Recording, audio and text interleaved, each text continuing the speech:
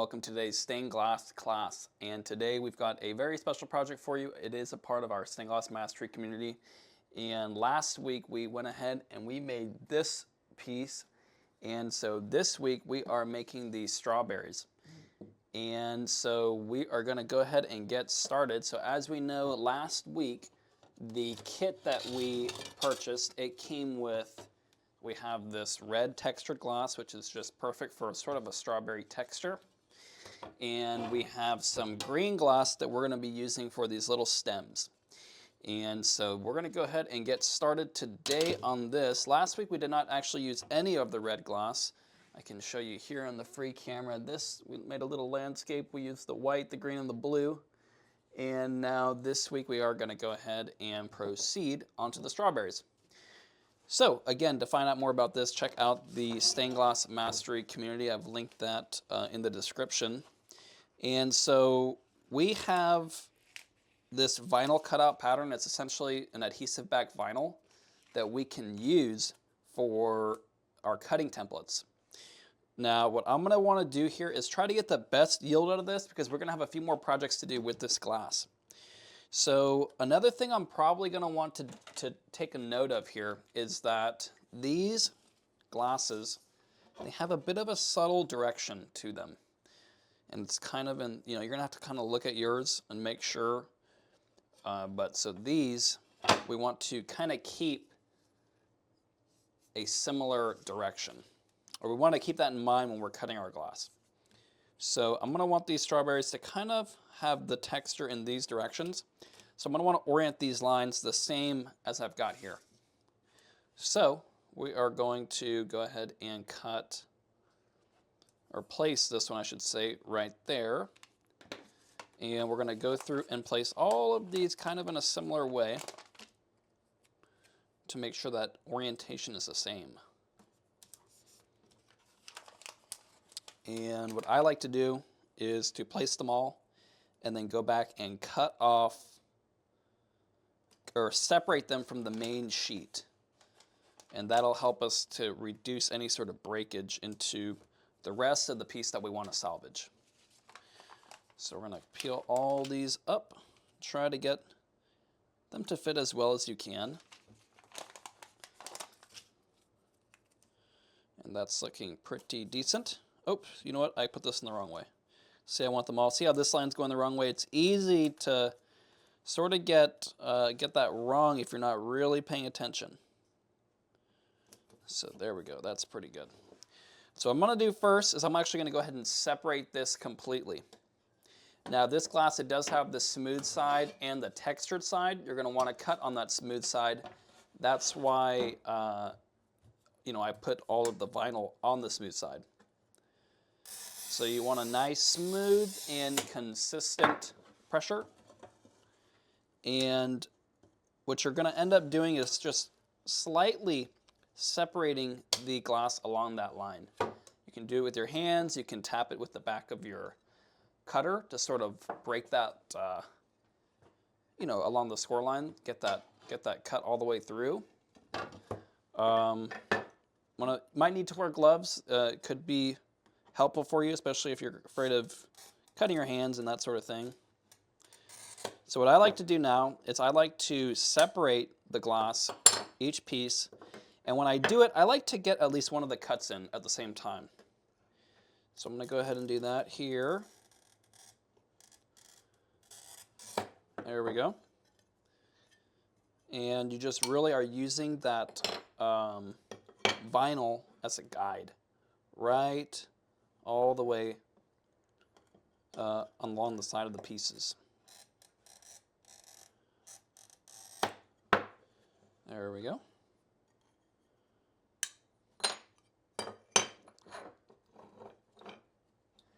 And Barbara, hey, hello.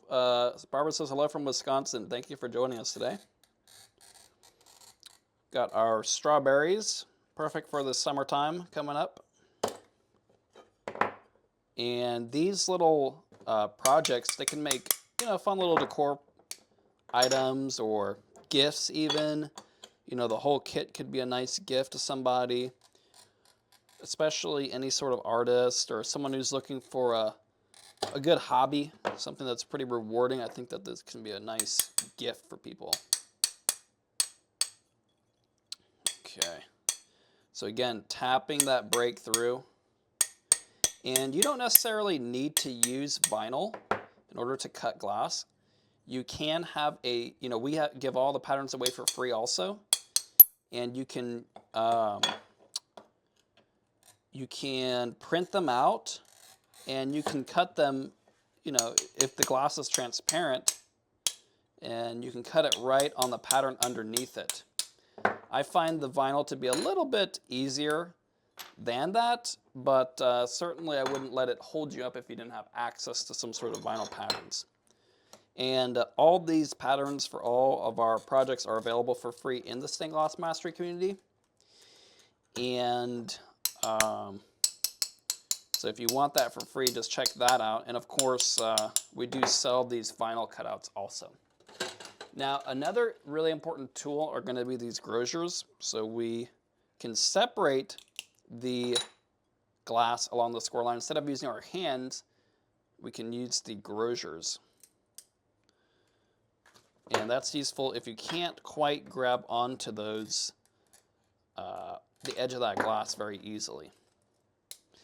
Now, I'm going to go ahead and bring this up to the close camera. You can see how close we got it, but we can touch all these areas, especially like this area up on the grinder.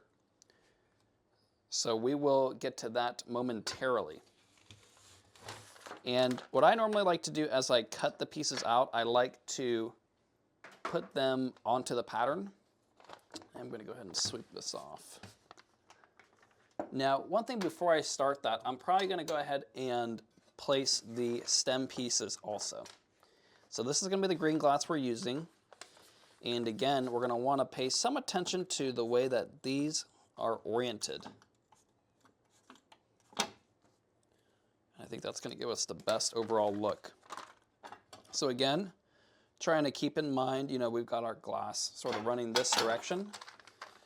And we want to, again, get a good yield out of it. So we're gonna, and this is, these pieces are pretty small, so it's not the, a really huge concern. They're going to waste a lot of glass. But you don't want to be, putting these right in the middle of the sheet. You do want to, be conscious to some degree. I'm just going to go ahead and place all these down. And we are going to continue cutting out. There we go. I'll set this aside for the moment. We'll continue cutting the red gloss out. And this way I can have a place to put the pieces, kind of give me an idea of where we are at so far. Go ahead and move this stuff to the side. Throw away all of our little scrap pieces. And as you cut and break the glass, you're going to get a lot of little shards. Make sure to have your table brush readily available. So you do not want to be stabbing yourself with all those little glass shards. There we go. And this, one more thing I did forget. You are going to want to make sure to wear an apron to protect your clothes, of course. Make sure to get that on, so don't forget that part. Okay. So, tie this up. All right. So, now this particular project, I would say it's probably not the best as your first project. It has a lot of curved lines, and that can get pretty tedious. So this would probably still be considered a beginner project, but maybe not the best as someone's very first project. There are a few others, patterns in the kit that I think would be a little bit easier, including the one we did last week. But coming up, I believe it's next week, we have the star. And that one is all straight cuts. A few, there's kind of little smaller pieces, but as far as the skill cap required, it's not too bad. So I think that one might be a little bit better as a first project. But, you know, as you do them and get a little bit better, this one would probably be good as maybe a second or third.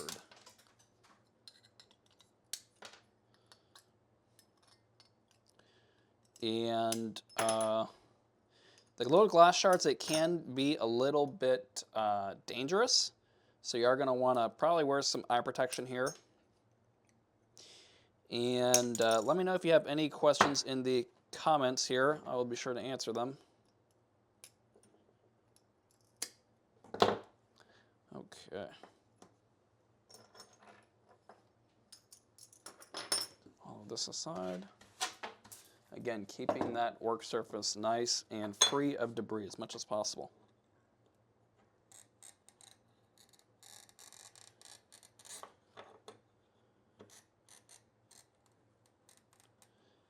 And I'm just doing a nice consistent pressure. As you're cutting these curves, you have to kind of move your elbow with the glass. And that's really how you can get that kind of smoother, you know, score line around those curves. Just kind of move that elbow along with the curve. Now something like this, it has a bit of a concave into the glass there, that score line. And something like that, normally what I'll do is I'll try to cut out a little bit shallower, and then that'll make removing this secondary piece a little bit easier. And something like this, when it gets kind of thin right here, see this is very thin right here, so that's going to be likely to break. What I'm probably going to go ahead and do is just chew this thing away with the grocers, and then when I get close enough, it'll just come right off. So with the grocers, I just chew this glass away. See, even it broke exactly where I said. So let me check where this is. So something like that. Yeah, I think that we should go ahead and give it another shot. And if the same thing happens, it's not the end of the world if we have a little bit of a solder fill right there. But we'll give that one more shot, see if we can get it. So these, they do peel right off pretty easily. And I've got plenty of glots here for another shot. I am going to go ahead and sweep this off. So I will cut another piece here. And probably what I'll do this round is, let's see. I'm going to cut this entire piece off. And hey, Ella, thank you for joining us. And your kind compliment saying it, making it look easy. I tried to, but it doesn't always work out like we want it to. So what I'm going to do here is, let's see, try to get this, and what I'll probably do is cut it a little bit shallower this round, and then I will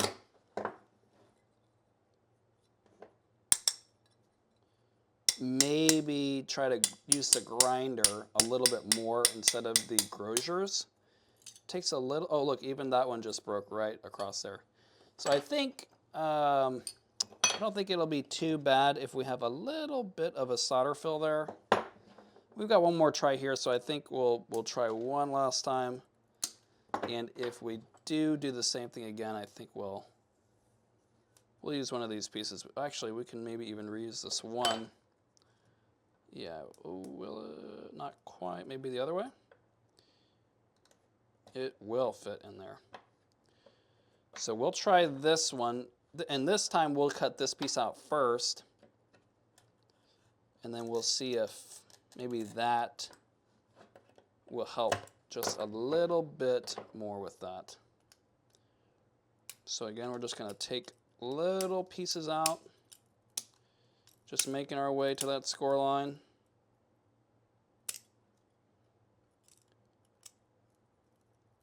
And then it comes off really easily. There we go. And now that we've got it down on that sort of concave area, we can cut it down right here. And Ella mentioned that she likes the way this glass looks. And I do too. I like the texture on it, and I think it'll work out really well for that strawberry texture. So I thought that's why it might work out really nicely here. So we'll go ahead and push this. And this glass, it's actually called a granite glass.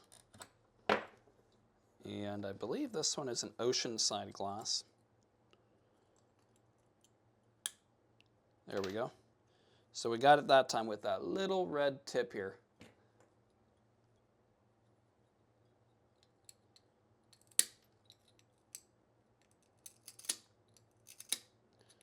There we go. And I'm just going to grocer off a little bit, and then I'll go back with the grinder to clean that up a little bit more. So I'm going to go ahead and swipe this off, and then we'll get the rest of these cuts. And Ella mentioned that she was about to suggest to do the same thing, cutting out that concave shape first. And if you do run into a problem like that, where you're sort of not able to get a certain cut, try cutting it a few different ways instead of doing the exact same thing every time. And that might yield a more favorable result if you do that.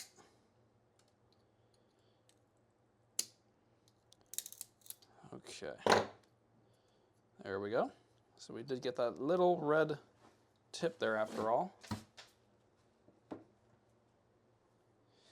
And Barbara mentioned that she appreciated me sharing when something went wrong.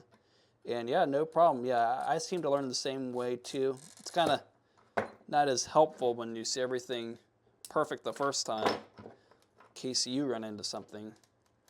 But yeah, I'll be sure to keep it raw and uncut here so that you can see all the trials and tribulations for each of these little kits, each of these little patterns, I should say.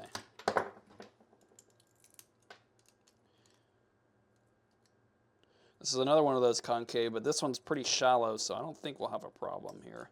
I am going to go ahead and just cut this off, make it a little bit easier. There we go. All right. So I really enjoy using the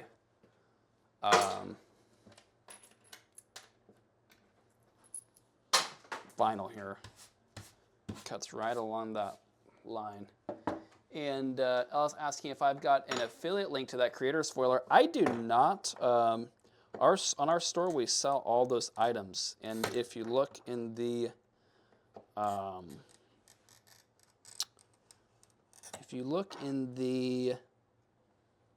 believe it's the very first classroom module, I've got a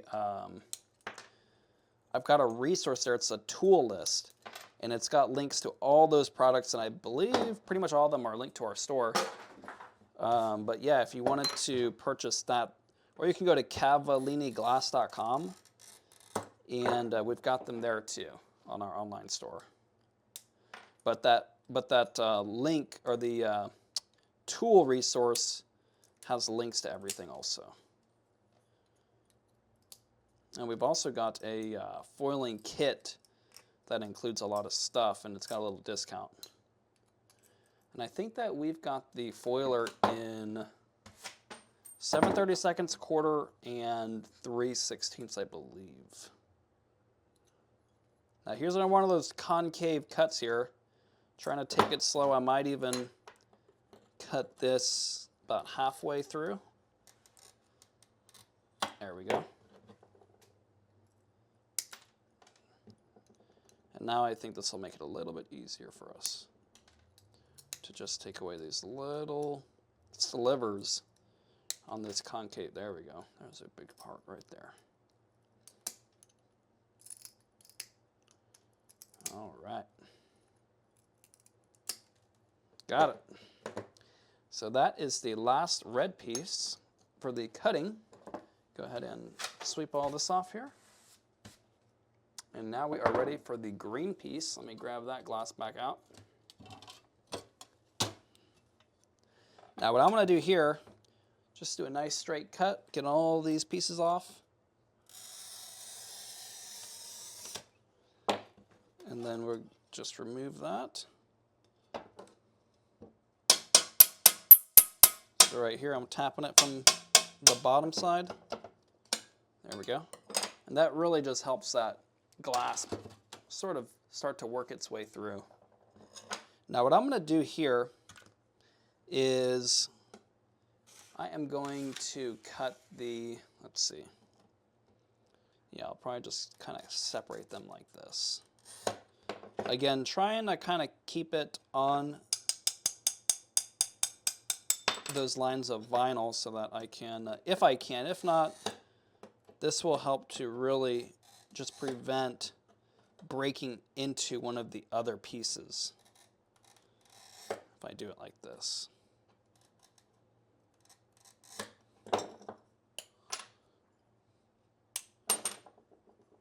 And one thing, if you find that your glass is maybe not breaking so easily, you might need some oil. And I like to keep this little water bottle cut and with a little foam in there and just saturate that foam with that oil. Then I'll just dip it whenever I kind of seem like the glass cutter is not really dispensing any more oil. And these are just the little tiny, I guess, stems, or you know, the little parts at the very top that nobody likes, of course.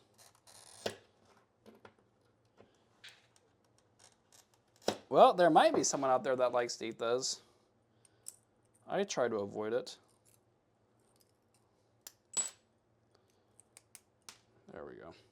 So we've got a little bit of green left, but we can always, you know, work that on the grinder. Now, where in here does this go? Probably right there. Okay.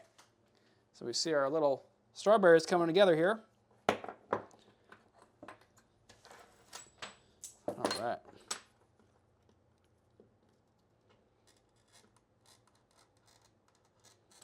So sometimes when these pieces are kind of small, I'll use my left hand, you know, to help push that glass cutter along. And that will just keep that nice consistent score. But when they get a little bit bigger, you know, you really can't, unless you're walking your hand all the way across that window. So these pieces, this is an easy piece. This one might be a little more challenging when that stem gets really narrow right there. So we're gonna maybe do that one next, I think. So what I think we're going to do, let's see, we're going to go ahead and cut this from here first. And I think, let's see, getting a lot of little pieces. Get all those off of there. Let's see. Go ahead and do this one next. And Ella mentioned that when she's grinding, her pieces aren't fitting together and she's not sure why. And yeah, it can be really difficult to transfer that exact area that needs to be ground off. Sometimes I will, I mean, that's kind of the beauty with these vinyl cutouts, is you just grind right up to it and you know it's going to fit well. You can kind of put the piece over and then mark, you know, if you need to grind off a little bit right here, you can mark that, and then once that marker is sort of gone, you know you got pretty close. But yeah, even that, you know, when it starts to get wet, and this ended up keeping that little tip, so we got lucky there. But even when that, you know, the grinder disperses water onto the glass, and that can kind of wash away that line. So that's kind of tricky. Sometimes I'll grind all the way to the score line. You know, if I mess it up the first time and I have a little bit of area left, I'll score it again and then grind to that. And that's not going to wash off from the water, you know.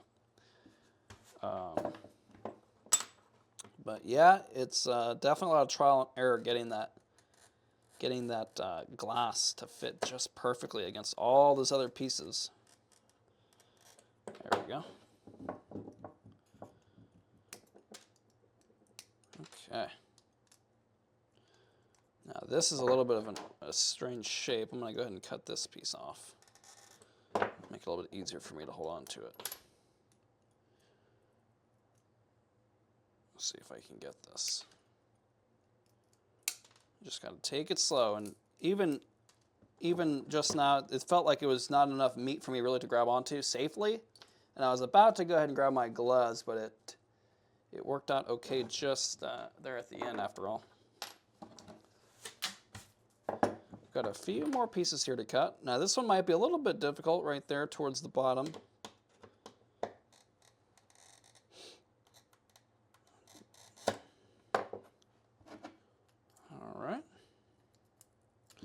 I'm going to do here, I'm going to go ahead and cut this piece into two also.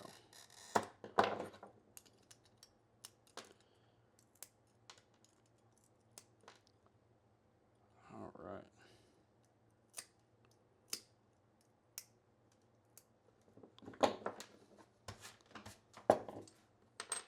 And I don't know about y'all, but when I'm done with these projects, I've got a big mess of gloss to sweep up.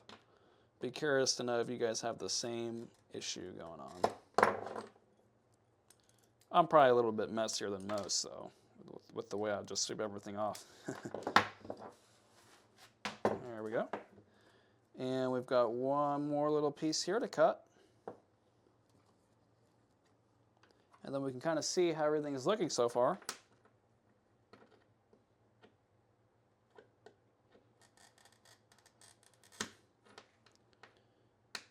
Now this might be a little tricky to cut, that little tiny sliver. And sometimes I like to just score all the edges of the glass first and then go back and break all of them. I find that to be a pretty good flow.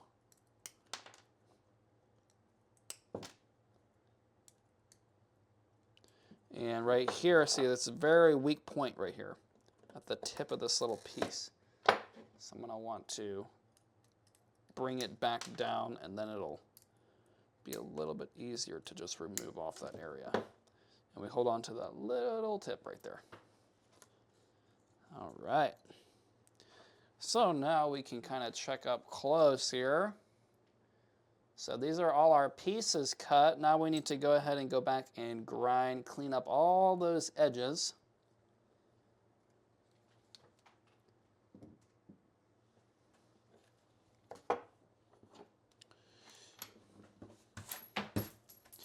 And Ella mentioned that she's got a ton of little scraps from doing projects, and she's thinking about doing mosaics. I think that's a great idea.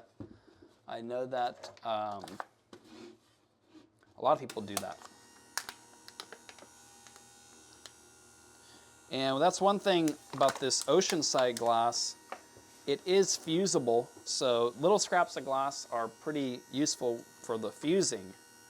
So if you wanted to get into that, if you use oceanside glass, then you will, have a fair bit of glass to use for your projects.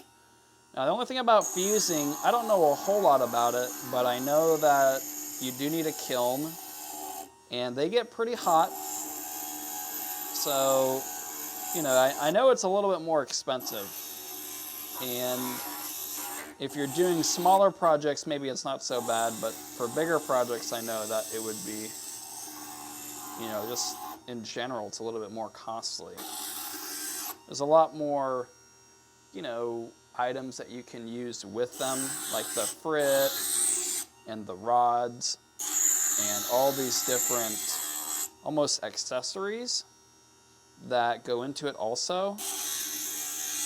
And that stuff adds up, But if you have a lot of scraps, it might not be such a bad thing to consider. Now, the other thing is that not all of those glasses are cross-compatible. So if you've got scraps from Wismac or Kokomo or some other glass manufacturer, they definitely don't advertise them to be cross-compatible. They advertise them to be compatible with their own ecosystem of glass. So that is something you may want to consider. And what I think I'm going to do here is actually move all these pieces off. And Ella mentioned that there are some smaller microwave type kilns, and that is true. And really for, you know, for smaller kind of hobbyist projects, that's really all you would need, in my opinion. But I know that they're expensive. Do you know how much they cost, Ella? I haven't personally looked into it too much, and we don't sell any of them. We have a few kilns. They're maybe like 4 foot by 3 foot, but those are for, you know, for different projects, not for, you know, smaller fused glass types of projects. And one thing I am doing also is I am going through and just knocking down this texture a little bit, because when we go to foil, it is going to be very difficult to foil this texture. So I'm just going through, just doing just the slightest bevel, just trying to get a little bit more of a nice consistent surface for that foil to adhere to on the textured side only. On the smooth side, I'm not worried about it, but this textured side, this particular glass is very textured, so I'm a little bit wanting to prepare for that a little bit here by grinding on the back side.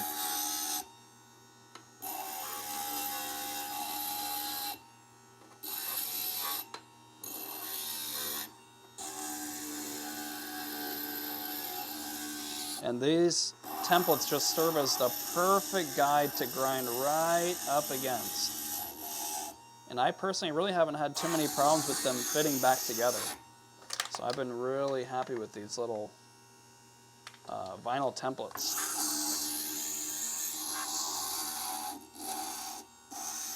Yes, Ella. Ella asked if I meant grinding this at an angle. When I was mentioning, I sort of put a slight bevel on it. Yes, I just kind of lifted up, maybe about 45 degrees. Maybe I can show you a little bit better here. Oops, let me see if I can move this over. So you see how textured this is? So I just put it at a 45-degree angle, and I'm just running it along that wheel, and it's just beveling this edge. Let me put it on this close camera. You can see it just bevels this edge just a little tiny bit, just enough that I can, you know, it'll be way easier to put the foil on it if it's just got that slightest bevel to it.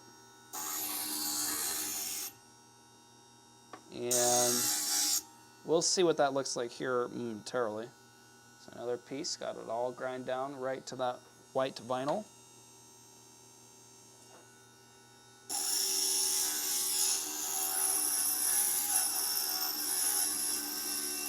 There we go.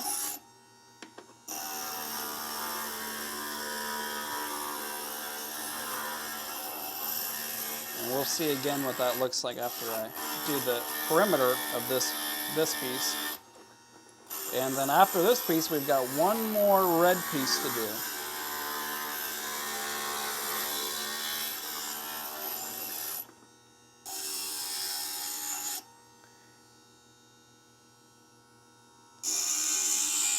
And again, for anyone in case you're not familiar, this is live stream. It's a part of our Stained Glass Mastery community where we have tons of free resources and community of like-minded artists that share projects, ask questions, and of course we have the weekly live streams where you can get live questions answered from me.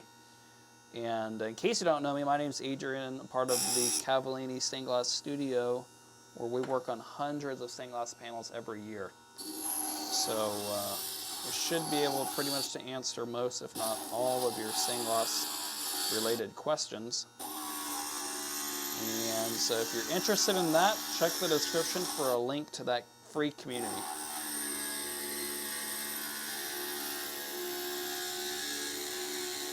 And sometimes as I go ahead and push this piece through, I like to push down on the sponge just a little bit just to push a little bit more water into it.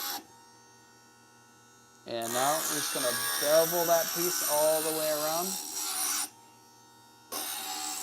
And Barbara did mention that there is another ripple bit, and I have seen that. It sort of makes like a this shape, and when you push it through, it kind of bevels both edges.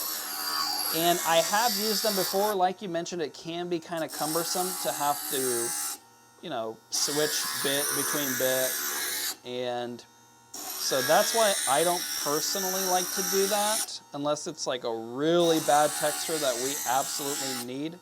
I mean, like this is pretty bad, but you can take care of it with just beveling it on the side. And another problem that I personally had with those bits is that sometimes I would use it, and if I didn't have a perfect grip on it, it had so much tension on the top and bottom that it would almost like spin it like a boomerang, and it kind of like shoots it at you. So that's the only reason why I personally didn't like those ripple bits either. You really had to hold on to them as you kind of worked with it, and you know, gloss is sharp and all that stuff. So for me, just doing it at an angle is good enough. Pretty much all the time. I've never ran into a situation where I felt like I really had no other choice. But Ella mentioned that Wismac has a sale every fall, and she goes up there to buy glass in bins full of scrap glass. And, oh wow, they even let you get some for free. I didn't know that. 3 hours north, but well worth the drive. Yeah, that is nice. I didn't know that Wismac lets you do that. I know we probably buy maybe,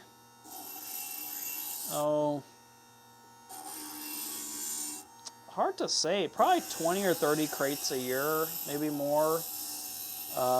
Maybe like 2 to 3 times a year, 10 to 15 crates each purchase. So we use a lot of their glass in a lot of our projects, and we sell a decent bit of that glass too, so we like it. And you know, good long-standing American-made glass manufacturer, it's hard to beat, you know. And Barbara mentioned wind gloss attacks. Yep, yeah, it can be you can be under attack sometimes from the gloss, it seems, especially when it's sharp and they're small, and you got little sword shapes like this that could just get you, you know. But we are moving along here. We've got a few more little pieces to do, and then we will move on to the foiler. And I know Ella kind of was talking about it earlier, that she's interested in that foiler, and we're going to go ahead and bring that out here in just a moment.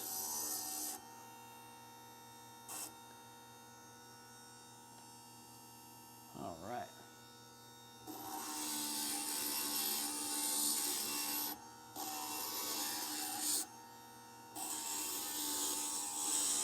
And actually, here where I live in San Antonio, Texas, we've got a big strawberry festival that is going on right now.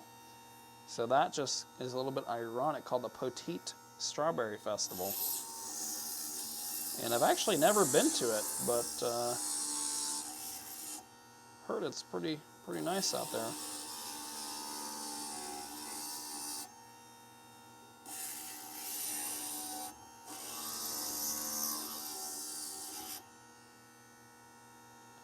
All right. And now that all of the glass is done grinding, we can move over here to our overhead. And we're done with the grinder. And what I like to do is I actually like to peel off this vinyl so that I can go back and stick down all of the remaining pieces, and then it's a little bit easier in the future in case I wanted to try to reuse this vinyl.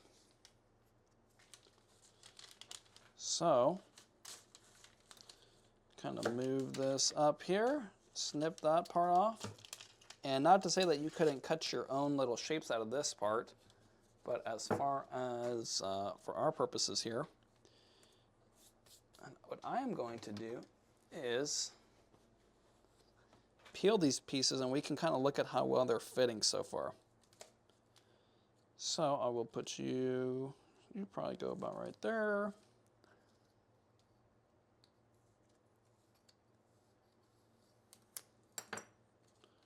And where'd you go about right here?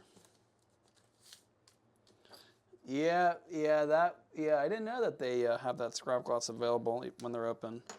But yeah, it would be probably not too worth it for us. I mean, we do sell scrap glass in I believe they're 15-pound boxes, because we produce a lot of scrap ourselves. But and actually, the first few projects on this channel that we did several scrap box patterns. So that's kind of where that came from, that idea for doing this. And now we're doing the kit. We're doing monthly kits. So every week of the month, four out of the weeks, we will be doing a, one of the projects from the kit, using the glass from the kit. And this is the second week of April kit. I'm sorry, project from the April kit. So that is what we are up to today. And this is how I like to sort of store these glasses for the future. There we go. We can kind of see our pattern coming to life over here. All right.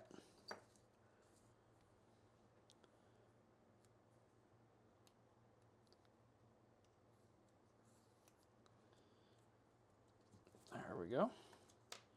And one last piece here. Now, before we actually foil, we do need to clean off all of this debris. There is a lot of this glass debris. But before we go ahead with that, let's see if we can kind of get an idea of what our project is looking like here so far. All right. That's looking pretty good so far. So we are going to go ahead and get to the cleaning of all these. Now, I typically just use a regular glass cleaner, and these are some old Cavallini shirts, and it's just a cotton shirt, so any old rag will probably work perfectly fine. And I like to kind of just really make sure to get all that glass dust off, especially off these edges. See all this debris here, all this reddish orangish debris? So we want to get all that stuff off. There we go.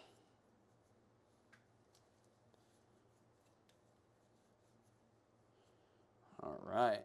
So once they're cleaned up, I'll go ahead and set them to the side. And we will get to foiling. I like to just do a little spray, just enough to kind of saturate and loosen up all that stuff. Of course, when we go to actually foil these, we need them to pretty much be dry, because that adhesive will not stick very well otherwise. And some of these pieces seem like they need to be wiped off twice just to make sure. And you're not going to want to really skimp out on this part, because, as you may know, if you've done any of these projects, they will not stick very well, the adhesive on the copper foiling. So this is one of those parts where you do not want to, just not do what needs to be done. Don't want to shortcut this part, I should say.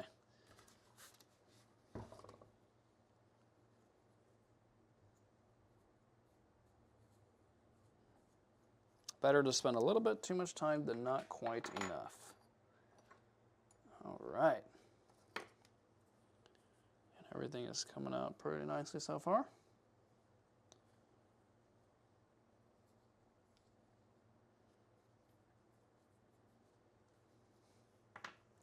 Little tiny piece right there. And sometimes it actually really does quite help to have a printed out pattern, at least to solder on, because if you do, then you can, it'll give you a guide of where each piece should go. So like Ella mentioned before, she had some problems with getting the pieces to fit perfectly. And sometimes that's because, you know, for example, they might not be in the right spot. Like on here, we can see that this piece is supposed to intersect about, you know, maybe like 1.5 inches from there. But if we have our piece over here and we accidentally have it a little bit too high, you know, something like this, well, now you're having a weird problem where stuff isn't fitting quite. Oops, actually I'm off the camera. You know, if this is too high, you have a problem where it's not fitting quite well. And if you have a guide, you know, you could bring it too far down and, you know, it might not fit well there. And so having the little printed guide underneath can help you avoid all those little issues. Just something to keep in mind if you're having a problem getting them to be the right shape, the finished product, if you will. And for these little tiny projects where we're using them for sun catchers and stuff like that, it's not super mission critical that they're perfect size. You don't want them to be so far off that it's not even what you set out to produce, but it's not like you're creating a window for a dimension that exists, you know, in space, and it has to fit exactly within, you know, like 1/4 inch or something. These, they're really more purely decorative, and you can be a little bit off and it won't be the end of the world.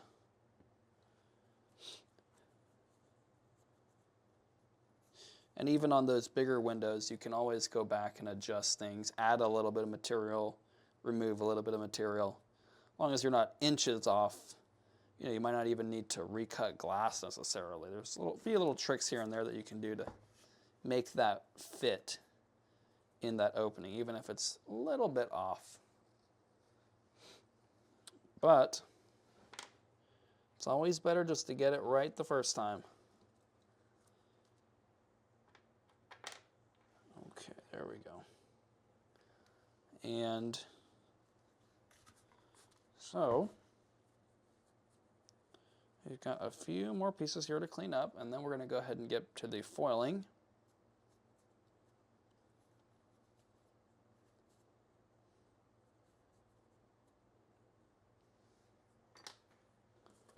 All right.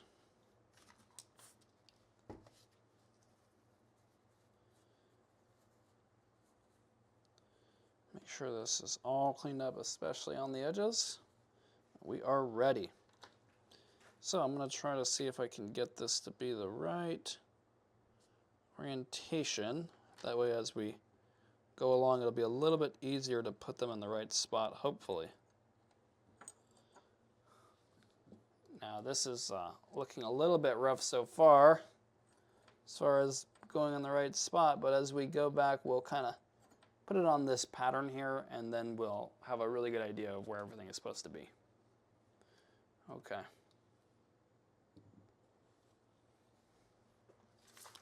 Oh, I see. I was mentioning that once foiling them and then putting them together, then the gaps really start to show. And I think that really kind of happens to everyone to some degree. Okay, let me see here. We are going to, let's see, move this here. I'll move this here. And Barbara mentions that the live stream is like getting to hang out in a stained glass shop, and it's about the closest thing to attending a class, and I do appreciate that. That is what sort of the goal here that we're going for. We do want to kind of emulate that classroom environment, and so I do appreciate that, Barbara. And so what we're going to want to do here, sometimes with this, this is the Creators Foiler. It's 7/32 foiler we use with the, let me go ahead and show you, with the foil caddy, and I keep a few different backings. I've got the silver back here. This is just the bare copper back. And I like to keep my X-Acto blade in the fit here. And now this glass, you can tell, let's see if I can show you here. It's hard to tell. let me actually see if I can get onto the close camera over here. It's hard to tell, but this red glass, it is just a fraction. It's a tiny, tiny bit thicker than the red glass. I'm sorry, the red glass is a little bit thicker than the green glass. And so that can pose a little bit of a problem with the foiler here. And so occasionally, if that happens, we might have to do some hand foiling here. We'll see. That is one of the downsides with this, with this setup, is that occasionally, if the glass isn't made exactly perfect, it can be just a little bit too big. And not that it won't work most of the time. I'm actually going to do a little quick sweep over here. I got a lot of junk on the ground. Okay. There we go. All right. So so really the way that this works is you have to fit this glass into the groove, and if it's a little bit too thick than most glasses, it doesn't fit quite as smoothly. And so what I'll normally do here for that is, if I can, I will get it connected, and then I will mostly use this as a guide to still center the foil, but and it applies on that bearing, and as you push it through, you can still center it pretty much completely. But you have to kind of keep it out of the groove a little bit. The groove will almost, it sort of tapers in, and that way you can pretty easily still use it as a guide. So here you can see we still have a pretty even reveal on both sides. And B4 Hardy mentioned that the green glass has been dieting and the red glass has not been dieting, and that is true. That is true. Now you're seeing here this texture is we grind it down just a little bit, and we're getting a pretty decent adhesion despite that. Since we have that little bit of a grinded down edge, that foil is really kind of holding on pretty decently. And so we're going to go ahead. So see here we have a pretty nice even reveal. Even though this red gloss is a little bit thicker, it doesn't work as conventionally with the foiler, it still works really well. So what we're going to go ahead and do now, get our pattern over here, and we can kind of see all the pieces coming together as we finish it.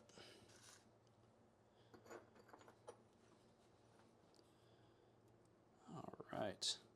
So again, using this to kind of center it up. It doesn't quite fit perfectly in the groove. And you're going to see the difference between when I'm using that green glass compared to this red glass, how it just fits in there a little bit better. And when you get back to where you first started, I like to pull out a little bit, and I use these lead dikes, snip off a little piece, and then it overlaps about a 1/4 inch. And then we can go ahead and kind of fold it over. And the way I like to do it is like to fold it over, zip it up kind of like a Ziploc bag up to the corner, and then you just fold it over again and zip it up to the next corner, and then you fold it over. And so that's how I like to go ahead, and you can see we've got a pretty nice even reveal here of that foil. So that is our second piece there.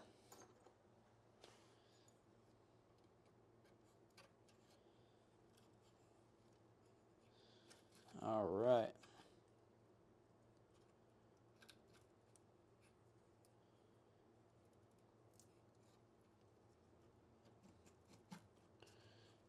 And so this thing, it separates the backing from the foil as you sort of use it. And before you know it, you're going to have a pretty big, long mess of that. And that means you've been doing some projects. Go ahead and pull this out, snip it off. Then we'll just fold this over. There we go. We'll zip it up, fold it over, zip it right up. Now these concave sort of cuts here, if it's, let's see, if it's this way, it can split this foil. This is a pretty gradual angle here, so we're not having any problems. But if that happens, you can always do a little repair, and I'm sure we're going to need to do a repair or two whenever we get to burnishing. So I'll show you what that looks like in a little bit. There we go, got the next piece done there.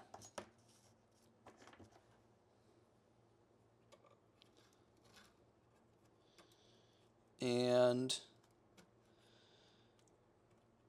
this is a tiny little piece, but it fits in there all right.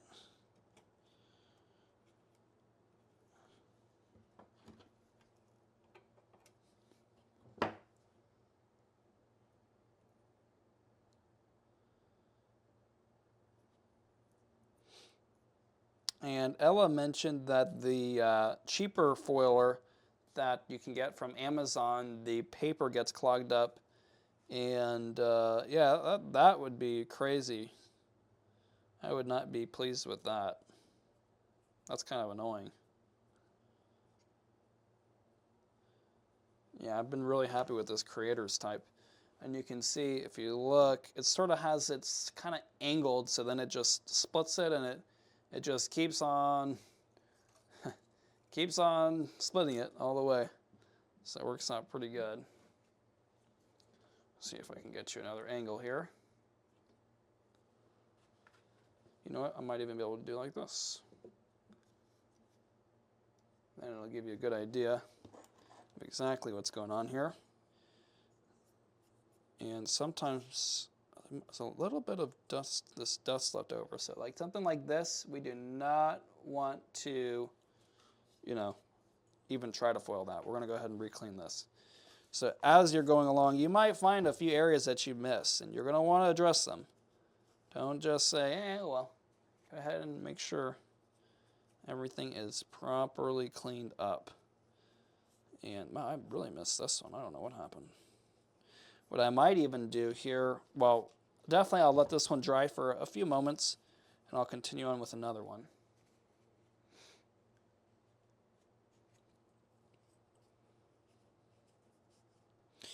And I can tell you too, these foilers, you know, the way I think that they're supposed to be used is you're supposed to hold it in one hand and sort of foil the glass in the other.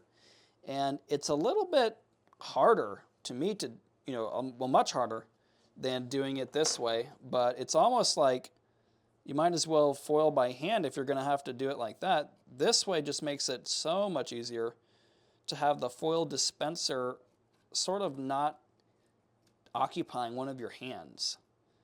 So that, to me, if the foil dispenser must occupy one of your hands, it's almost like really defeating the purpose here. Go ahead and pull this out, snip it off. And right here is a much more kind of sharp concave radius here. And so sometimes you have to kind of go back and forth and work that foil down, or else it'll split. Let's see if we can get by without a split here.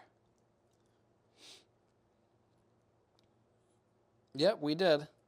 So no splits here. Sometimes it'll just split, and you have to do a little repair. Not a big deal, to be honest with you.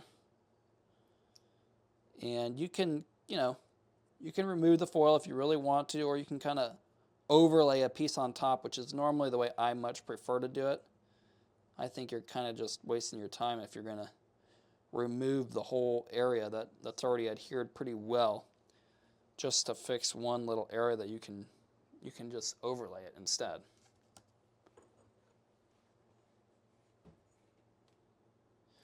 And Ella mentioned that I did have another method where I used it with the clamp. And that is the first way I tried it, and it worked pretty good. But now the only problem with that is that it took up a lot of space. And since I started to, I just screwed it down with this little scrap wood, I found that worked out much, much better.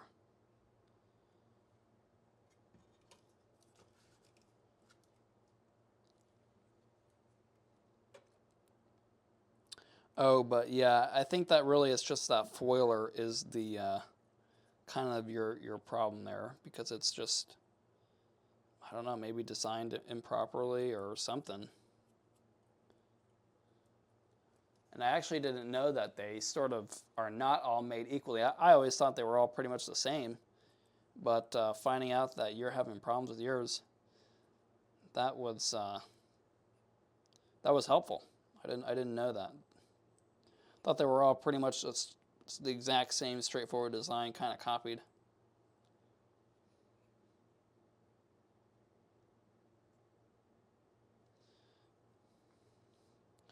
And Barbara mentioned that she had purchased in the past a tabletop foiler, and it's just up on the shelf, covered in dust. And a lot of people like them, and a lot of people thought they would like them. And I'm sort of one of the people who thought they would like it. And I personally didn't care for that one. It felt like it just wouldn't work as well. It kept knocking that foil off, especially for the tiny pieces like this one. So that's why I stopped even trying to work with that one. And here, this glass fits in there much, much easier. And I'm going to get you a little bit of a better angle here to see what that looks like. Because now I can literally just put it right into that groove. And it is much easier.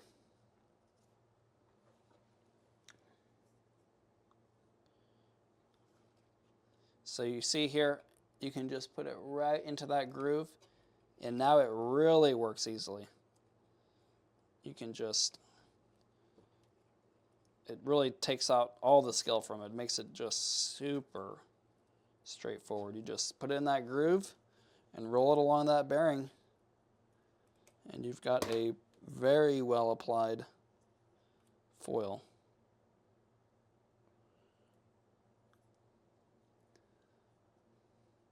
All right.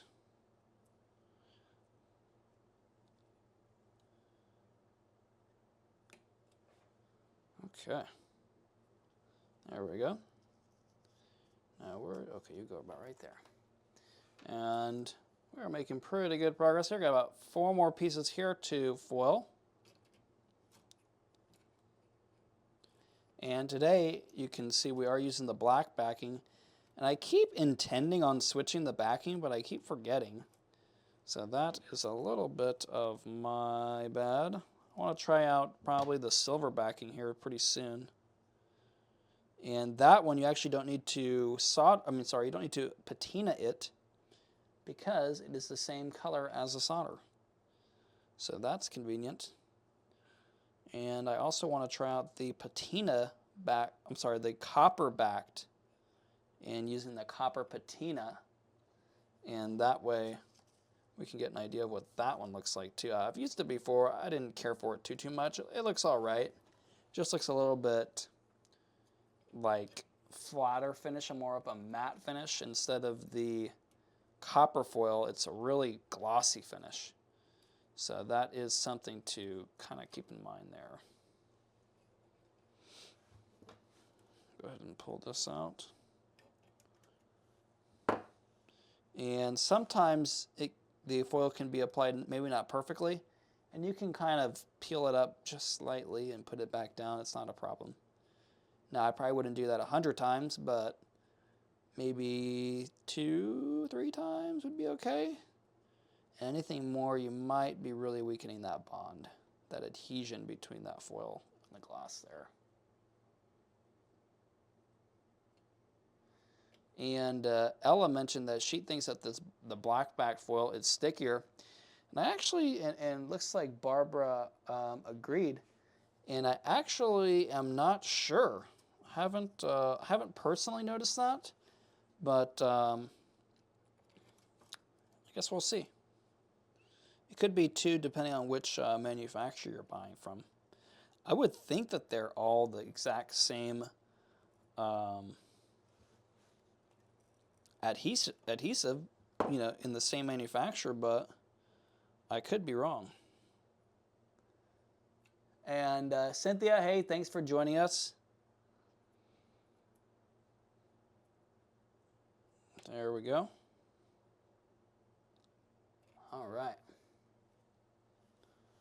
We've got one last piece to foil here, and we can take a look at how everything is looking so far, and we can get to burnishing. There we go.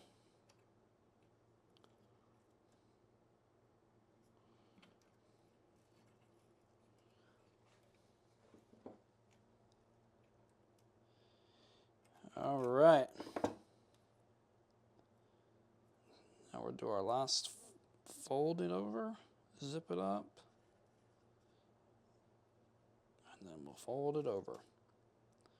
All right. There we go. So now,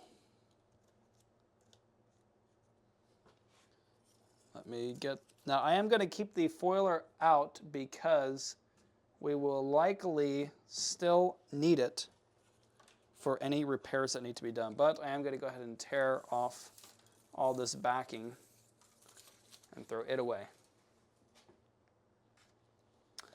And Cynthia is actually agreeing here with Ella, mentioning that she believes that her black back foil is also stickier. So that is interesting, something I never noticed. I will be paying a little bit more attention here to that. Okay, so we can kind of take a quick look here at what we're dealing with so far. Oops, coming out pretty nicely.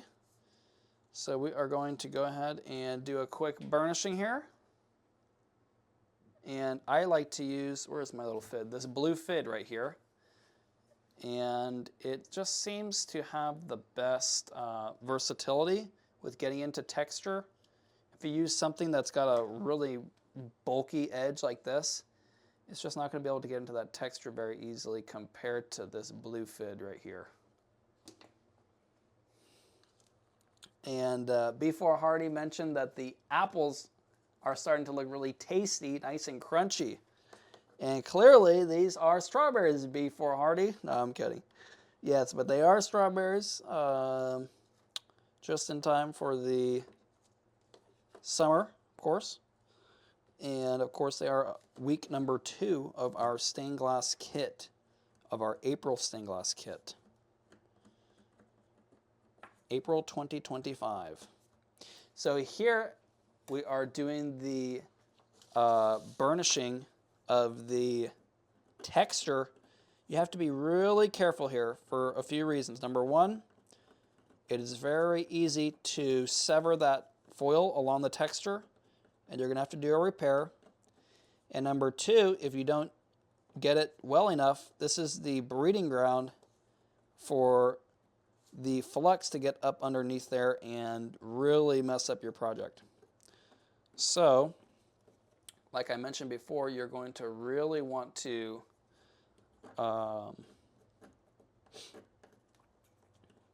use this, a nice fid with a nice kind of narrow edge here, and get up and really push this foil into all of these divots and textures. Now on the, oh, and one thing I forgot, you do need to make sure to do the edge first. You don't want to trap any air back there. Now this flat side, you can kind of do it much easier. Just really make sure to go in towards the center. You don't want to be pushing it out from the, you don't want to be pushing center out. You want to push from the out into the center.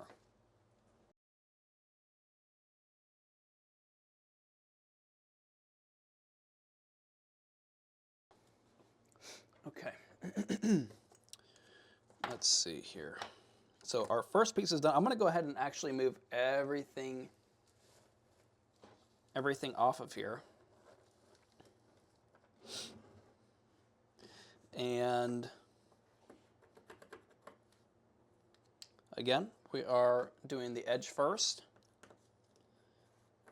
and then into the face. And I want to do the edge and then into the textured face first. I want to really try to get this thing. And the only other thing about foiling with the textured glass is that it is going to make the foil appear a little bit uneven on the face. There's just not much you can do about that.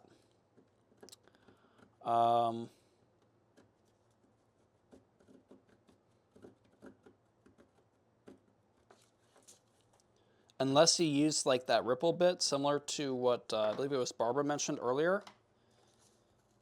That's kind of the only thing you could do if you wanted to make sure that it was perfectly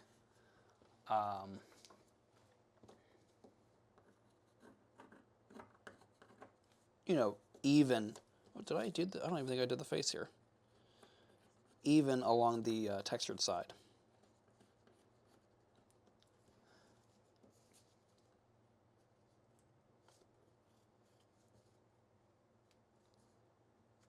Oops, and we have a little bit of a repair here we need to do. You can kind of see, if you look closely, see how it pretty much goes off the face right here in this corner. So I'm going to do a quick repair here. I'm going to finish burnishing everything, and then I'm going to go ahead and put a little bit more foil on there. And this way we can, where are you? There you are. And that way we can do that piece to completion. I don't want to forget about it.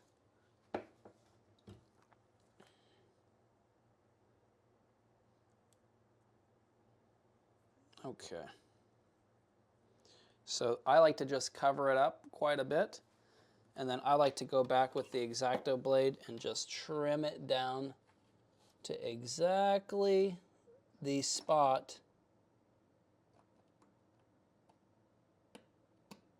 you know, sort of in line with the other foil, just like that. As long as it has a nice smooth transition, it will not stick out. Now over here on this texture, it's a little bit trickier, but the same exact idea. Just take your time with it. There we go.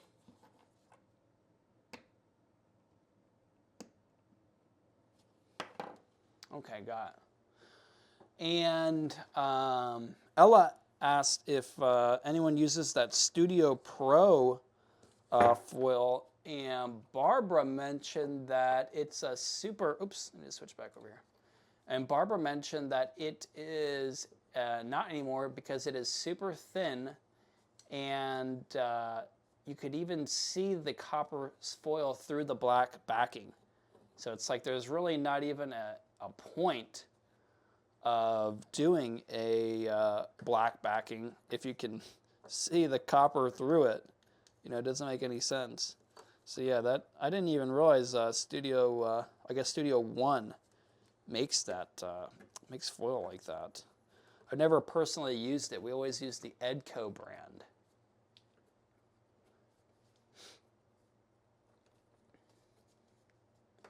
And Cynthia mentioned too that everyone she's spoken to has that's used Studio Pro mentioned that it doesn't stick. So yeah, if you're going to spend a lot of time doing these projects, for me, I'd rather spend a little bit more and get something that's going to work well. I'm really surprised that they're even, you know, that brand is sort of making sales still. But Edco's a pretty good brand. I forget exactly where they're out of. I know they're in the United States. And we get this vinyl cutouts, you know, the rolls of vinyl from them. And we get this copper foil. Oh, and Barbara mentioned that it's Hobby Lobby that sells that product, so that makes sense. I have been to Hobby Lobby a few times, and I did kind of look through their stained glass area, but I didn't really look too closely. I think that Hobby Lobby mostly sells Oceanside gloss, I believe. Kind of just from looking at it, that's what it looked like.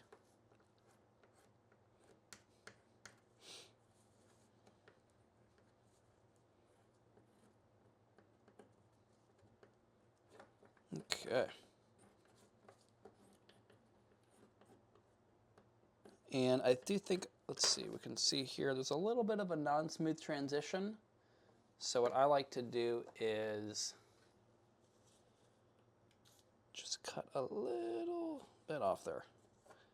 Just a little bit makes a pretty big difference. And looking at this, I've got another non-smooth transition right here.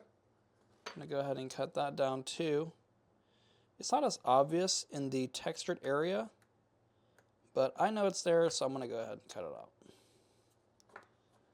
Okay.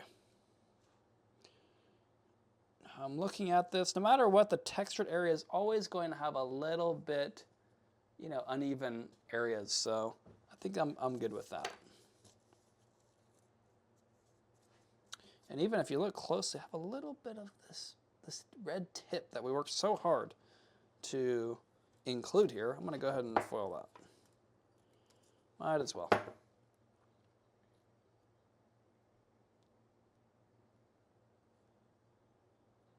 There we go. Okay, we're going to make sure that's all covered because we worked so hard to get that little piece into our project. There we go. Okay. And, okay, good. Okay, moving on. And we've got Cindy asks, so with the different thicknesses of glass, should you set up your pattern upside down? And I would say in this case, it is such a small difference. It's small enough to you know, be a little bit annoying on the foiler, but it's not enough to be, you know, offsetting in terms of the height of the panel in such a drastic way that you're going to really even notice it. So I would say, you know, I mean, the solder itself creates to some degree, a difference in heights, no matter what. So you know, in this case, I would say no. If it was very drastic, maybe, but like I said, even the solder will create some variations in the height anyway.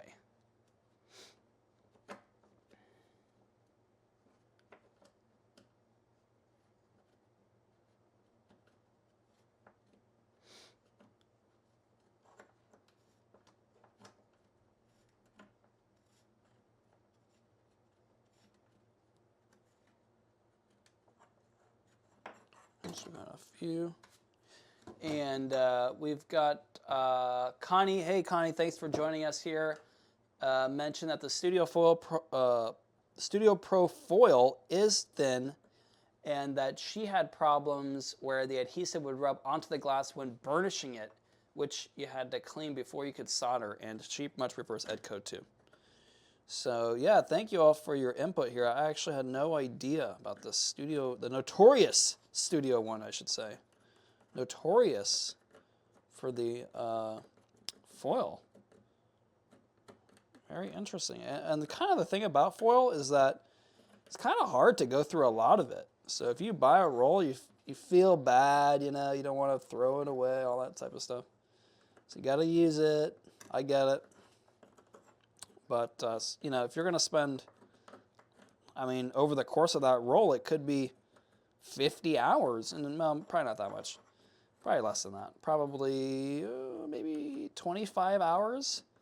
Well, it could be 50 hours of projects, you know, over, and you know, you don't want to waste all that time on a roll that's not going to work as well. I mean, personally, I wouldn't want to do that.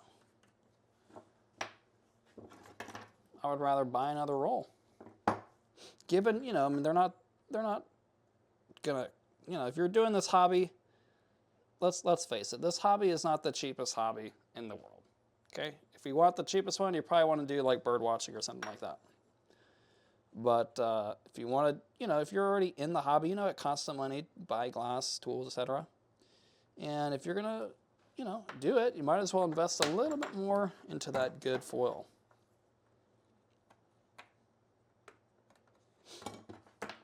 Okay, let's see here. I got to do a little repair there. There we go. Little X-Acto blades are absolutely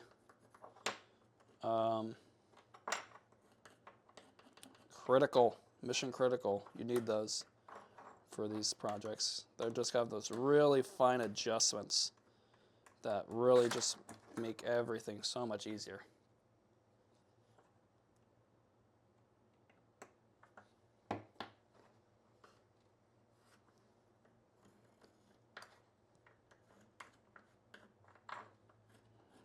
All right. Got that.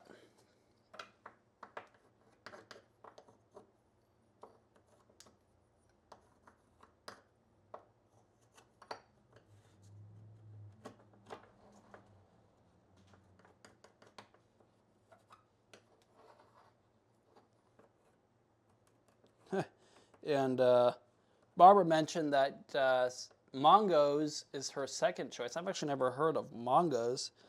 And sometimes you get what you pay for. And that then Ella mentioned that some ones she bought from Temu. And we know about Temu. The whole cargo ship's about $2 worth of Temu products. So I doubt that one worked too well, if I had to guess. Be curious to know about how well that one worked out.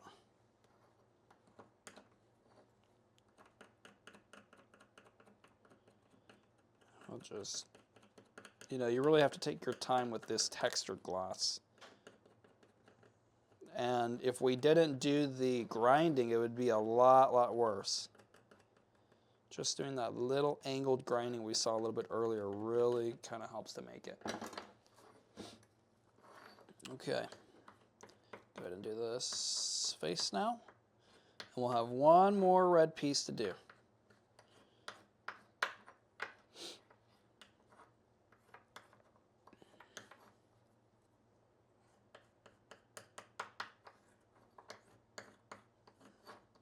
All right.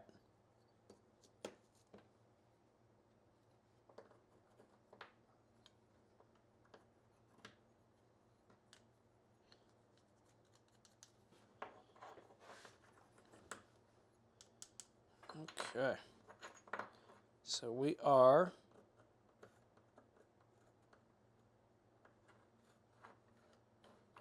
got a little repair to do right here.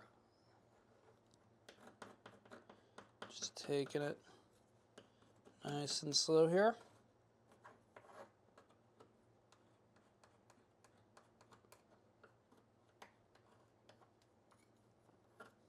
Oops, got a little shard into my hand. There we go. And Cynthia mentioned that she has some Temu foil, but it sticks better, at least, than the Studio Pro foil. Well, that is interesting. That is interesting.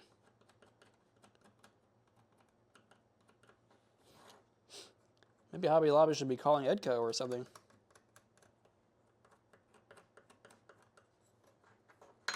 Okay.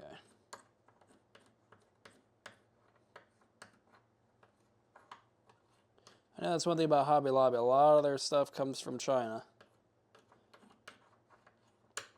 What can you do, though?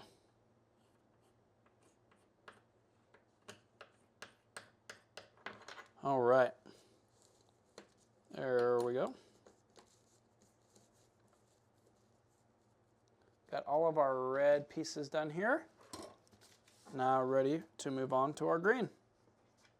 And these will be a little bit easier because they're all nice and smooth both sides.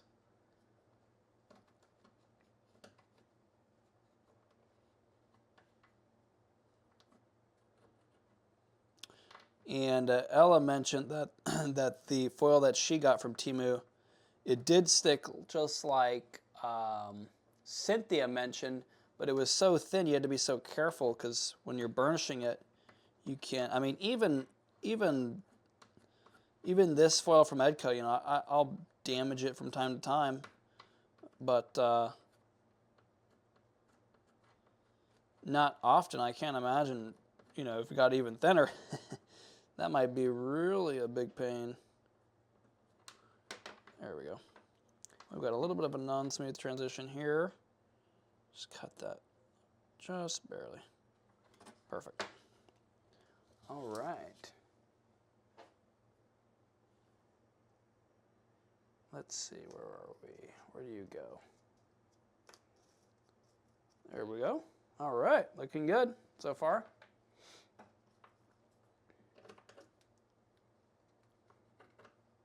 And Barbara mentioned that she had a 25-year-old roll of 3M scalloped foil that stuck better than the Studio Pro. So if that goes to say anything. 3M does make some good products, though. I'm actually kind of surprised that that foil stuck. But yeah, that's one thing to be said about all these chemicals. That's why I try to protect myself. You know, if that foil sticks after 25 years, that adhesive's got some special stuff in it. Maybe not the best for humans, but yeah, small doses won't kill you.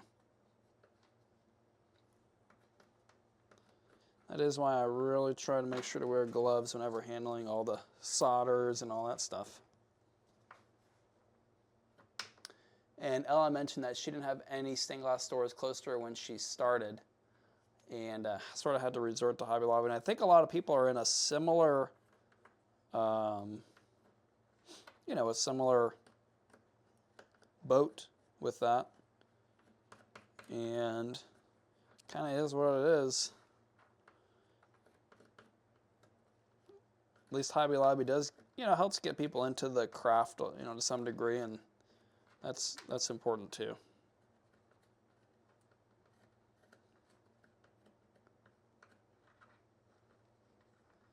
And let's see, it looks like Cynthia is wondering if anyone is familiar with the Artemuses foil, and I've actually never heard of that. I'm not sure who sells that.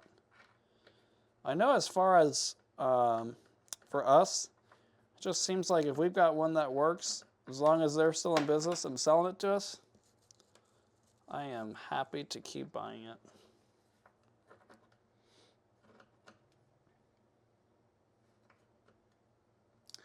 Oh, and looks like Barbara mentioned that she uses a vacuum sealer to help reduce any sort of oxidation on the foil. So that's a good idea. In case you're not going to be using it for a while, something like that. That makes sense.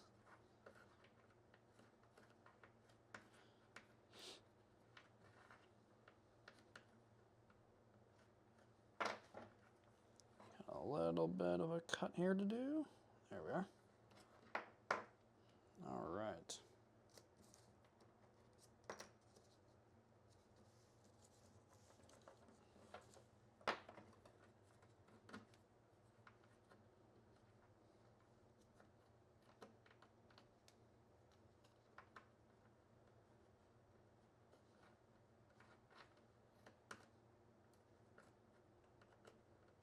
There we go.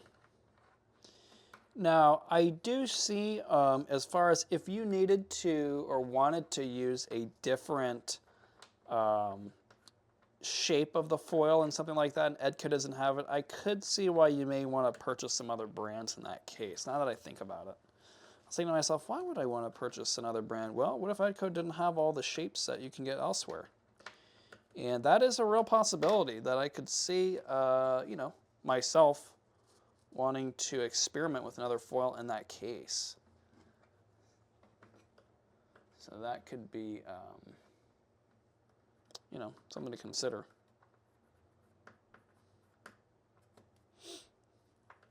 And Ella mentioned that she had never even considered using the vacuum sealer. Yeah, I hadn't either. I mean, at least for me personally, you know, I think that if you use it, I mean, you know, at least for my purposes, I use it every week. Of course, we do the weekly live stream every Sunday at 2 p.m. You know, we're doing the new kits here. But, you know, if I wasn't going to be doing, you know, in my case, I feel like, I don't know, I don't think it's necessary because I'm using it at a degree. You know, it's going to get used up pretty much, I think, before it oxidizes. But if you were going to take a big break or something, you know, I could definitely see wanting to, you know, protect it a little bit better. Okay. Got our last piece here. And let me see here if I can get this all pretty much in the right spots. And then we can get a good up-close look and see what it is, how everything is coming out here. Let's see here. And I think I'm pretty happy with this. A few voids here and there, but not the end of the world. Don't let the Gap police get to you. All right. So here we are. So this is, you know, looking pretty good. I'm pretty happy with this. That's why I really enjoy using those vinyl cutouts. You know, these things really help you just get a good shape. Good shape. Okay, so I'm going to go ahead and turn on the iron. And we're going to turn on the fume extraction here. And I am going to get some gloves on, of course. Had a little rant about chemicals. Want to make sure to protect myself. All right. And Barbara mentioned, Cynthia asked, what does oxidation do to the foil? Well, you know, I haven't really had that problem personally, but I would imagine, you know, it could make it a little bit harder to solder. And if that happens, you can try using a little bit of a more robust flux, like even an acid or something might clean it up a little bit better. And so, you know, I imagine it would just make it a little bit harder to solder. Now, Barbara mentioned that she bought out someone and got like 30 plus rolls. So yeah, in that case, I definitely understand wanting to go ahead and, you know, vacuum seal that. That makes perfect sense there. Now, what we're doing here is we are going to be tacking all these little joints together. And so I'm just applying a little bit of flux here. Got the iron heating up. And today we are back in stock with the lead-free solder. And let's see if I can get you a close-up on that. So right here, it's 97.3 lead-free. I know you can't read that because it's inverted. But yeah, so we're going to be doing the lead-free solder again, finally back in stock here. And thank you, Homemade, for the compliment on the window, on the little panel here. Do appreciate that. And so the thing about lead-free is it's a little bit higher melting point than 6040, meaning it's not going to be as runny at lower temperatures. So I have noticed, at least for me, the Hakko handle controlled iron doesn't work as well. So I prefer to use this Weller 100 watt, and that seems to pretty much work out pretty well. So we're going to give this a shot today and see how it goes. And we're still heating up here. And this might even be a good example. Well, no, here we go. Heating up really nicely. Now, we are going to go ahead and tack these joints together. And when we do this, we're going to see how strong it gets just from these little joints tacked together. And I want to make sure everything is exactly where I want it. And so we're just going to get some solder on here. And I like to just put a little bit onto the iron and just kind of drop it down into the right spot.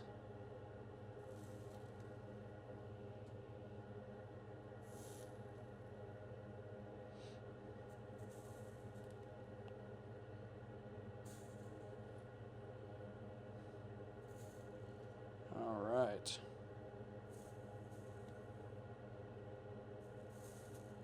Little by little. And I like to keep this corrugated tube, just sucks all any little fumes out and away from me.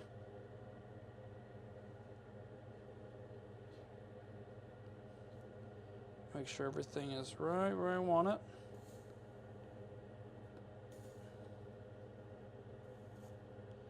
There we go. All right, I think we're pretty much all tacked together. We can go, oh, you know, I got one little joint right here too. I don't even think I put any flux on there. There we go. There we go. All right. So now we can take a quick look here. So just with that, you can see everything is holding together very well.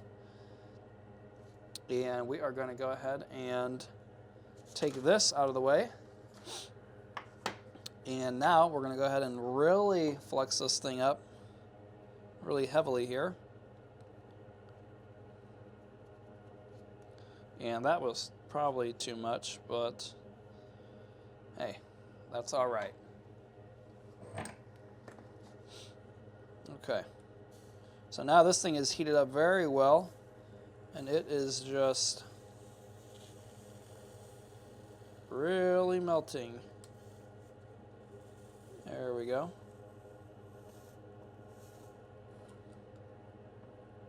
So we are going to make sure to, now this is not going to be our final bead of solder here. We're just trying to get everything really well connected on the front side. Then we're going to turn around and do the back side. And we also are going to be putting a little bit of a little wire ring on here somewhere. And I think that maybe if we stick it right there would be a good spot, kind of centered. And I think that would work out nicely.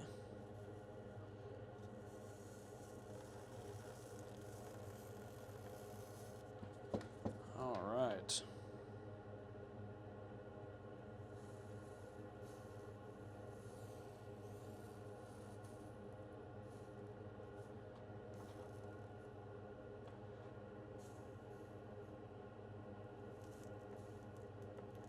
All right, there we go.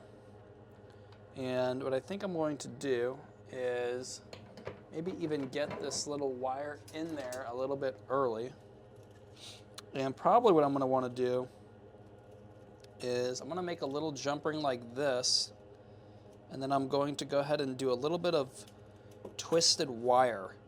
And I'm going to try to put it probably into one of these, let's see,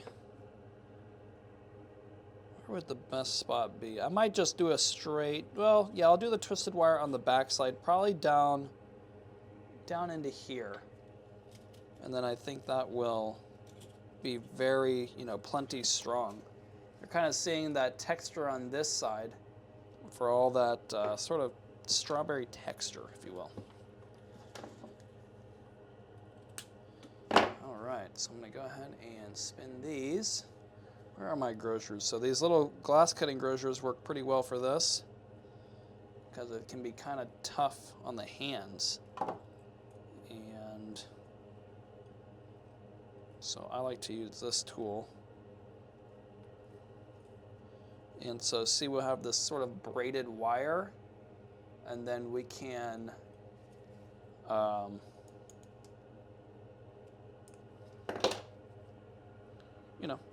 get it in the back, something like this right here. I think that'll look pretty good. And Barbara asked why lead free for a sun catcher, and to be quite honest with you, it's totally just personal preference for me personally. I just try to reduce the presence of lead as much as possible. And really no other reason. There's no cosmetic benefit. There's no any other benefit other than just trying to reduce the presence of lead. And to be quite honest with you, I would even say it's a little bit harder to work with. But, I think it's worth it to, try to keep yourself healthy as much as possible. There we go. So I think we're going to put it about right there. So I think, I'm going to go ahead and get the heat-resistant gloves here because I have a feeling the fingertips will be burned very soon if I don't. All right. Now, I'm going to probably go ahead and try to get this thing into here first. And what I'll probably do, let's see what the best way. I'm going to try to tack this into the correct spot to start. And then what I might even have to do, let's see if I've got my little, here they are. Now, I did make these little stands, and let's see. Sometimes if I need to work on something upright, I will use them just to kind of help me to tack this thing in and nothing more. It's really all I need this for at this exact moment. So what I'll do is I'll kind of prop this solder in a way I can grab a little droplet. Then I'm going to kind of put it in the right spot, and I'm just going to try to, actually, probably it would be easier if it was more horizontal. It's just a little bit too low. Okay, this will work for me. So I just want to tack this in right there. Give me a little bit of this solder.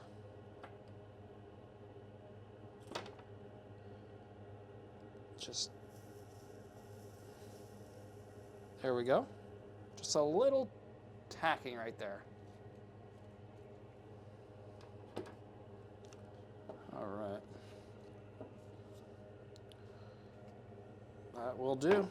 Now I can really solder it all in there. And Ella mentioned, yes, you're still young. Us older folks are like, it's too late now to think about health. Yeah, I get it. I get it.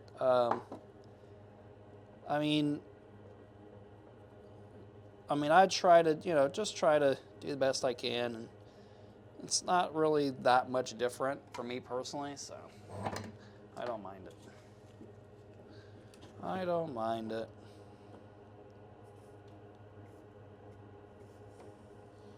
Okay, there we go. So we are going to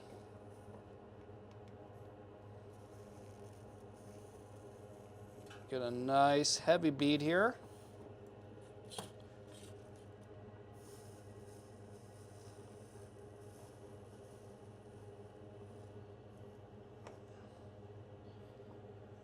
All right. Oops. So this is getting a little bit too warm. It's not going to stay in the right spot. It's going to keep dripping off. So I'll have to address that in a little bit.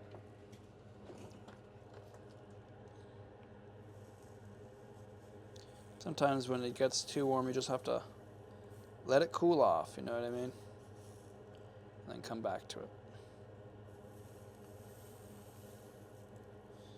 And we are going to be patining this black today.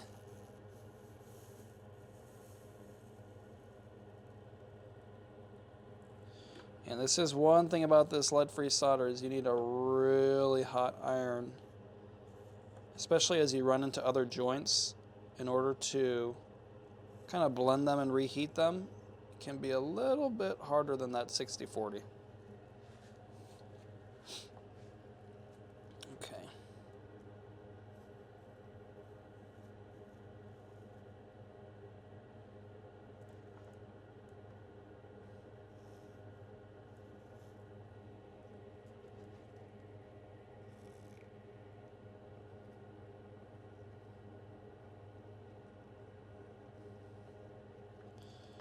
And Ella mentioned that she's just kidding, but yeah, and she mentioned, I haven't tried lead-free, but I like to try jewelry sometime.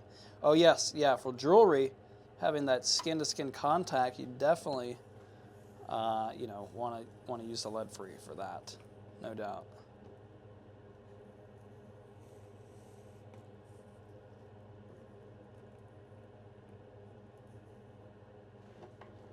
There we are. Now we're going to go ahead and do a little bit of a tinning on the edges, and we're going to go back and edge bead this. So by tinning, I mean we're just going to make sure to coat all these copper surfaces in solder, and that we can see from the faces. And then when we go back to edge bead them, we're going to sort of round them over, give them a little bit more strength, and it'll improve the appearance cosmetically also to do that. And for the edge beading, definitely get yourself a pair of heat-resistant gloves. And I'm wondering how many people here are using those heat-resistant gloves, because that for me was actually a pretty big unlock. And one day my wife was sort of watching me burn myself like a dummy, and got on the Amazon, ordered some heat-resistant gloves, and now they are one of my favorite additions, to be honest with you. In knowing that the pain that I was going through with the burning, and it just took it away completely. It was like a dream come true. I was like, oh, I don't need to actually burn myself every single time. This is fantastic. So I am a major proponent of these heat-resistant gloves. So we're just doing one more last run here, trying to smooth it out as much as we can. Nice rounded over. Try to remove, a lot of bubbles and stuff like that. And then we will be moving on to the front. Oh no, we're going to do the edge beading first, and I think we'll take care of the front.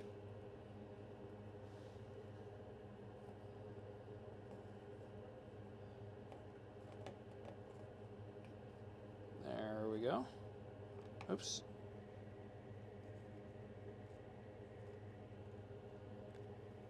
And so we've got, looks like Barbara says she uses them now. What a difference. No doubt. What a difference. And Ella mentioned she got some cheaper ones from Amazon. But, even though they're cheaper, I bet you they still are definitely better than nothing, I think. So that is very nice. Okay. So now we're going to go ahead and edge bead this, and then we're going to take care of all of the face, make sure that's all nice and prettied up. Oops, and actually before we even start the edge beading, we do need to tin this side. Let me go ahead and tin that quickly. Just coating everything with some solder. There we go.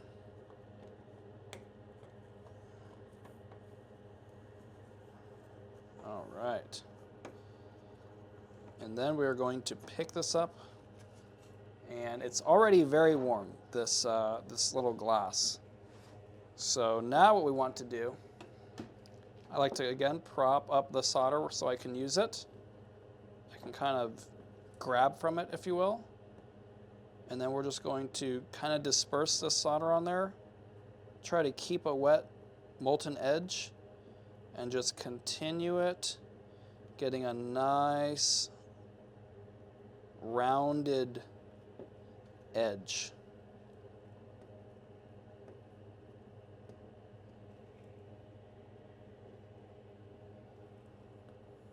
There we go. And we're going to get into all these little areas where these little stems sort of connect. And let's see if maybe I can give you another angle here. Oops. Let's see here. Oops. There we go. Okay. Let's see if this will show up well.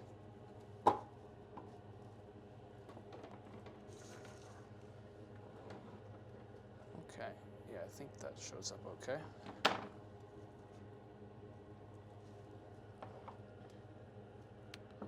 Okay. So we're going to go ahead and flex this a little bit. Grab back our iron.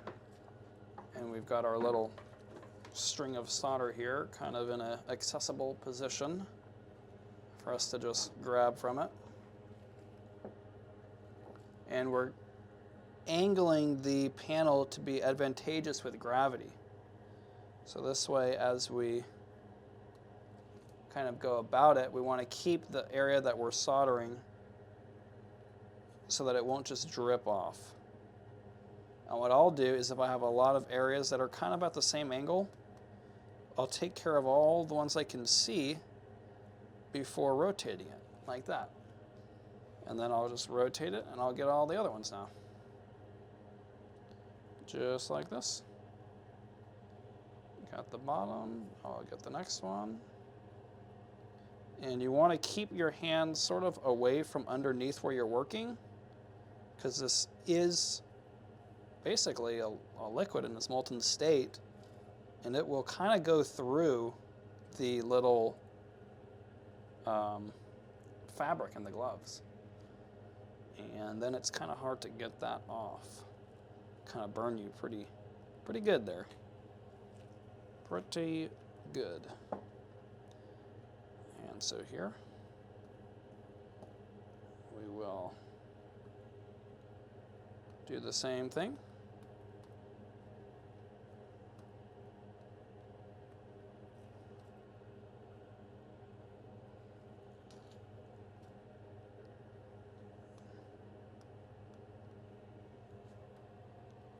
We're just taking our time here. You don't want to keep that iron on there for too long. If you're having a problem, you might have, your iron might be a little bit too hot. You can try, unplugging your iron or using a rheostat or one of those temperature control handles, and that might give you a little bit better results.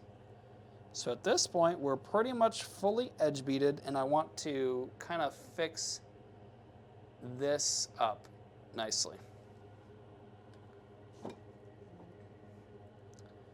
And I think I'm going to see if I can get some of these little solder droplets out of here.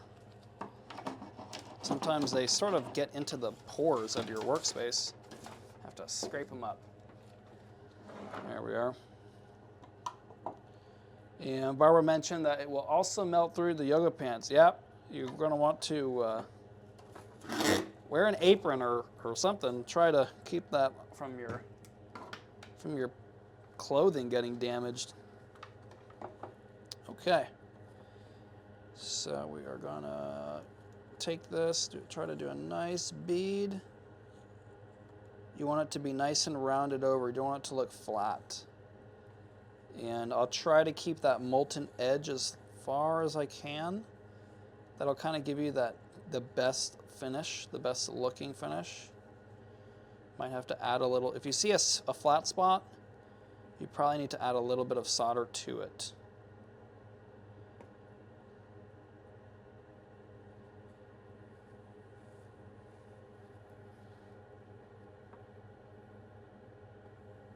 So we'll just take our time here. There we go. And then I'm going to try to address any areas where they have any sort of rough texture, ridges, something like that. Try to make sure everything looks pretty nicely rounded over if possible. With the lead-free solder, it's a little bit harder from that higher melting point. But if you just take your time, you can get it.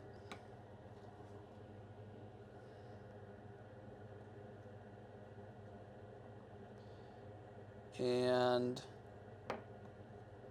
after we finish the soldering, which is kind of, a lot of people seem to be interested in the soldering part. Has maybe some issues with their soldering, something like that. So make sure to leave me any questions you might have. Perfect. That looks like it will do. Make sure we don't have anything strange.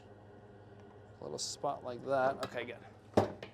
So now, since we've got this fully soldered, turn off the soldering iron, and now we want to go ahead and clean this up. It's very messy from all the flux and all that stuff. So we can go ahead and put away our solder. And we can put away our flux. And now we are going to grab our glass cleaner here.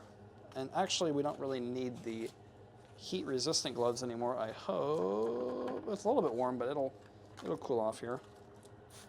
So we can just spray that with our glass cleaner. And I am using nothing too crazy here, just a blue glass cleaner. Just going to wipe this thing down really well. Try to get as much of that flux and all that stuff off of here.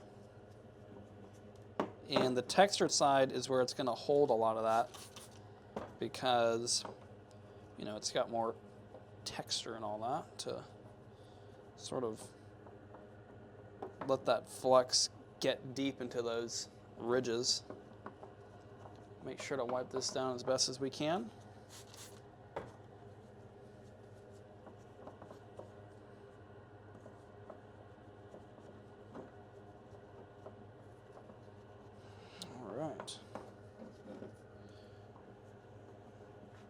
And now,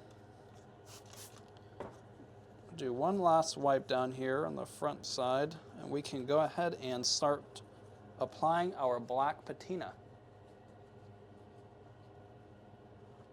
And Ella mentioned that she can get it looking good on one side, flipping it over to the other side, and then it starts to drip through and have these little dents and all that.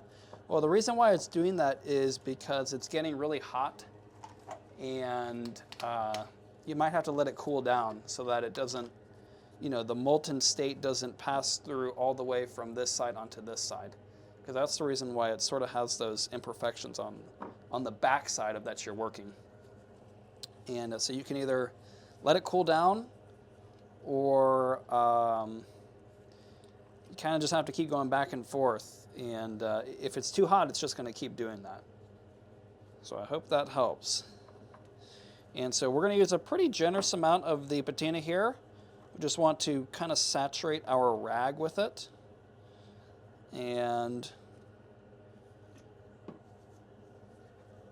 I might upgrade the patina game a little bit. And I might get a little brush or something. But for right now, this is working pretty well. I think that if you're using a rag and you're sort of wiping it on there, it has some degree of abrasion, you know, because even just rubbing something with a towel like this, it seems to take off that top layer, and I think that helps you get a better finish of the patina. If you just kind of get a brush or even like a spray bottle, for example, that would apply the patina without any adhesion whatsoever. I don't think it will really do as good of a job because it's going to sort of have a layer of oxidation or something, just a tiny bit of something that will not have as good of a reaction. So not the end of the world, but something to consider, you know, if you want to sort of get the best finish on your project. I think that wiping it like this does do something.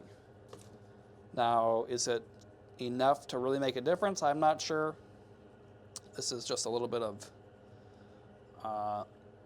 you know, random anecdotal assumptions, if you will. And Mara Cruz asked, do you just use Windex to clean the flux, and can I use Pledge to wax it? Now, I do just use the glass cleaner to clean off all the flux, and as far as using Pledge to wax it, I'm not sure. I don't do any sort of waxing personally. I don't think it's necessary. Not to say that it doesn't make a difference. I just don't personally do that, so I'm not too familiar with that step. And Ella mentioned that she does let it cool, but maybe not enough. Probably not enough. Also, when you're working that solder, you might be leaving it in the same spot for too long, and then that will heat it up from the backside. So you might have to just do one run, and then hopefully that will not heat it all the way through. And with that, we are pretty much done here. So I hope that everyone enjoyed this project today. This is our week 2 project for the April kit. And I really enjoyed everyone attending with us today. And I hope that I will see you in the next one. Again, check the description for the Stained Glass Mastery community, where we have tons of free resources, free patterns, tool links, tool lists, video tutorials, and much more. So again, thank you very much for watching, and I hope to see you next week for the week 3 of the April Stained Glass kit. Goodbye.